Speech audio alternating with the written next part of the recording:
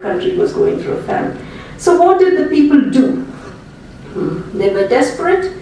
From the villages, all of them picked up their children, whatever. First you sell your animals, then you sell your, mortgage your land, sell your land, then you sell your house, then you have nothing, finally you pick up, and you leave and you go to the city looking for work. All of them packed into the trains, come into the city. It's just complete hopelessness, looking for jobs, and what do they get? They become sepoys, sarangs, and coolies. Sepoys are soldiers, policemen. The British needed them to keep order, keep law and order everywhere. The British Empire was huge. Sarangs are the people who work on ships or work in docks and so on. And so they, remember Britannia ruled the waves. So these were the people who actually did the work. And coolies. Coolies are the laborers. Because there was so much of construction. They were building railways, they were building huge buildings like this one that we're seated in Empress Place, named after Queen Victoria. So there was construction going on, and also they were clearing land for plantations. So they needed the sepoys as well, the coolies as well. And this period I like to call the Great Migration, because 23 million people left India during this period. This is about 9% of the population. This is the official number. Unofficially, the figures even go up to 31 million, but I don't know. I have the official figure of 23 million, which took ships and went abroad. Because in 1830, they banned slavery. So then they needed labor to work in the sugarcane plantations, cheap labor. So indentured labor replaced slavery, a very thinly disguised form of slavery. They grew sugar, rubber, construction, railway, mines. So it was about 5 to 7 years contract. 70% of them were male, but many women as well went. There were repressive laws, corporal punishment. They were not paid their wages. Terrible working and living conditions. They say within the first year itself, 15% of them died. Either during the voyage, illness, new climates, new mosquitoes. In Singapore, this part, Malaya, when they were clearing the lands for rubber cultivation, because new vehicles, cars coming out, they needed the rubber for tires. Many of them were killed by tiger attacks as well. So many of them killed, and they went everywhere, all over the world. Uganda, Suriname, Mauritius, Jamaica, British Guiana, Trinidad, St. Lucia, Natal, Fiji, Ceylon, Malaya, Burma, French Guiana, Barbados. And discrimination continues even today. That's what I've written, which yes, many of these places, even now, they do not have equal rights. And this is what happened. So what Gandhi says, poverty is the worst form of violence. Man does not live by bread alone. Many prefer self-respect to food. So I have photographs of the coolies from Trinidad when they arrived. Beautiful people. Martinique, even French colonies, wherever they needed labor. Guadeloupe. Rubber tappers in Malaya, in Penang. In Ceylon, coolie children plucking tea leaves in Ceylon. Also, there were many displacements within the country because they began to cultivate tea in Darjeeling, in Assam, and so on. This was to break the monopoly that China had on tea. So there were people moving around within the country as well. So now we come back to Gandhi. Gandhi traveled all across 7,000 villages. He saw what was happening. He realized the true picture of what is going on in India. And he has to find a cure for this terrible malady that has affected the nation. He moves to Gujarat and he sets up an ashram called the Satyagraha Ashram in 1914. Later it relocated to Sabarmati. It is still there. People do visit. And he began with just 25 people staying there. As a commune, they had these vows of truth and non-violence and swadeshi, self-sufficiency, doing everything for yourself and so on. And then he decided that he has got a weapon for the people of India, and this was his weapon, the charkha, or the spinning wheel. He wanted to search for a spinning wheel and they couldn't find one.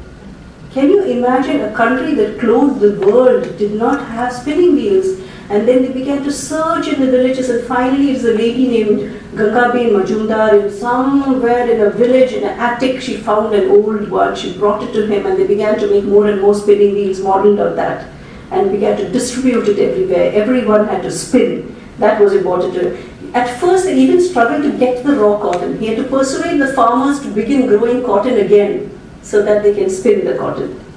He says, in my dream, in my sleep, while eating, I think of the spinning wheel. The spinning wheel is my sword. To me, it is a symbol of India's liberty. And actually, the first flag that India had before independence, it was like this, with the spinning wheel in the center. And later it changed, and that is what it is. And now they say it's Ashoka symbol, the wheel of law, the Dharma Chakra. But I would have preferred that it was still the spinning wheel. So then from Gujarat, from Sabarmati, he begins a Swadeshi movement. That is, everything you make yourself. Civil disobedience, do not pay your tax, do not obey what the British tell you, just boycott imported goods. And khadi is homespun cloth, homemade cloth, becomes a symbol of revolution and resistance. And his first campaign was actually at a place called Champaran in 1916. He was traveling from Gujarat, he was going everywhere, meeting people, talking to people, and there was this one person, Rajkumar Shukla, who kept coming to him and telling him, please come to Champaran, we need your help in Champaran. And he goes there, and what he finds totally distresses him. Champaran is filled with indigo farmers. And these indigo farmers were being forced to grow indigo because blue, the color blue, is a color of royalty, very prized dye. And they were being forced to grow indigo and not food. And the British would set the price for indigo. They paid them the price, which was insufficient to feed them for the whole year. They were starving in Champaran. So Gandhi goes there, he talks, he mediates with the authorities, gets them permission to grow food rather than grow indigo. And today, if you go to Champaran and you tell them, ask them to grow indigo, they say they would rather die, even now. They have not forgotten what happened there. So then, Gandhi, he begins to wear only homemade Swadeshi cloth, only what is hand woven and hand sewn and made by him. He believes, he says, I believe that our copying of the European dress is a sign of our degradation, humiliation, our weakness, and we are committing a national sin in discarding a dress which is best suited to the Indian climate and which, for its simplicity, art and cheapness, is not to be beaten on the face of the earth. So we should all be wearing only Indian clothes. So now, soon after this, the World War is going on. For the first time, for the first 2-3 years, India was not very much in the forefront, but towards the end, they need soldiers and sepoys, and they come to Gandhi and say that please cooperate with us. We need soldiers because the civil disobedience is affecting them. So we need help. Can you allow us to recruit from India? And then Gandhi agrees. And this is very, very surprising because you think about him as a person who talks about peace and non-violence. And why would he agree to let Indian soldiers go and fight in the World War? But he justifies himself. He quotes from the Bhagavad Gita. He says that war is justified when you are bringing freedom, when it is meant to fight evil and injustice. And he travels all around trying to recruit soldiers for the British Army. So while he was recruiting, it was summer, it was terribly hot in India. So he first wears a sola topi, like that. A sola is a type of plant, it's pith, it's it grows in water, it's very cool. You can keep your head cool if you wear that. But the minute he wore that, a lot of people began to criticize him. They said, look, he's wearing a western hat and he's recruiting soldiers for the British. I think he has gone over to the other side and so on. So then he immediately realized his mistake and he created and designed this little cap, which is just 2 pieces of cloth put together, stitched together, and this is called the Gandhi topi. And even now in India, all politicians wear it. They call themselves Gandhian, we don't know. But anyway, so then he started to wear this. And he recruited, and a lot of Indian soldiers went to fight in the world wars. Very, very rarely have I heard anyone speak about this. 111,000 were killed in action.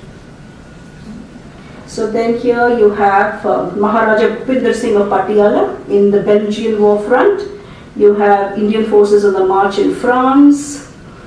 At Givenchy in December 1914, Indian troops in the Persian Gulf, in Mesopotamia. This is from the place where I come from, Trichur. It's a small little village, and I found this memorial. It says, from this village, 200 men went to the Great War, 1914 to 1919. I don't know how many came back. There's no record anywhere how many came back. But there must be memorials like this all over the country. You know, people went to fight in the Great War.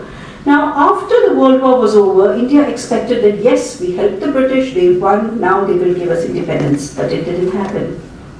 They clamped down very hard on India. There was a reign of suppression. They brought in a lot of laws which included arrest without warrant, imprisonment without trial. They banned Gandhi's book, Hind Swaraj. All newspapers needed to be registered.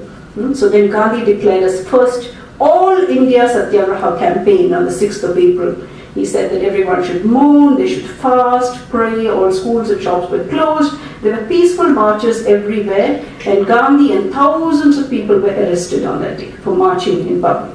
Now at that time, remember there was no television. The newspapers were rare, radio, yes, rare. So the news would take time to spread.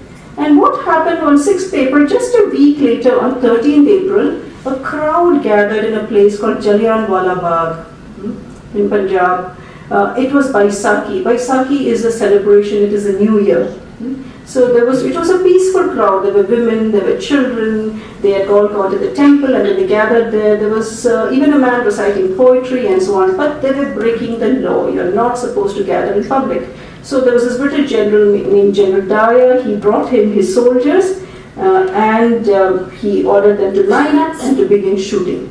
This was a walled garden, so there was no way to escape. They were all captured within that space, and 1,200 people were killed, 3,600 were wounded.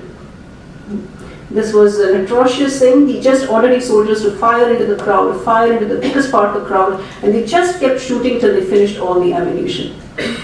This shocked the world. There was a lot of outrage, not only in India, but even the foreign press. Everyone wrote about it. They condemned the general. There was an inquiry. He was court-martialed. He was sent back to Britain. But in Britain, they gave him a hero's welcome. They even made a collection for him so that he actually had more money than he would have had if he had a normal retirement. So this was totally aberrant to all of India. And suddenly, the surge against the foreign rule increased. People became more and more angry, and the Punjabis particularly, because the Punjab until then was actually a privileged society. There were a lot of Punjabis serving in the British Army, serving everywhere. They were not so very anti-British. But with this one episode, they joined the freedom movement as well. There were public meetings everywhere. There were bonfires of foreign cloth. And Gandhi says these bonfires of foreign cloth are an act of self-purification for the sin of compliance to imperial rule. And then soon after that, Gandhi is still traveling, talking to people and so on. He visits Madurai. And when he visits Madurai, he's telling the people that no wearing foreign cloth, you should only wear what you weave yourself. But what they weave themselves is by the time they buy the yarn and they make it or they buy it, it's too expensive for them to afford to cover themselves. He found that most of the people in Tamil Nadu are wearing only a single piece of cloth, just around the waist, nothing else. So he finds that if his countrymen are so poor that they cannot afford an upper garment, they cannot afford a shirt, then he will not wear a shirt as well. So this is the time when he discards his topi, discards his vest, and he says he will only wear a chadar when it is necessary, when it is cold, otherwise I will just wear a single cloth. What should I do when millions have to go naked? I do wish they may understand that Swadeshi means everything.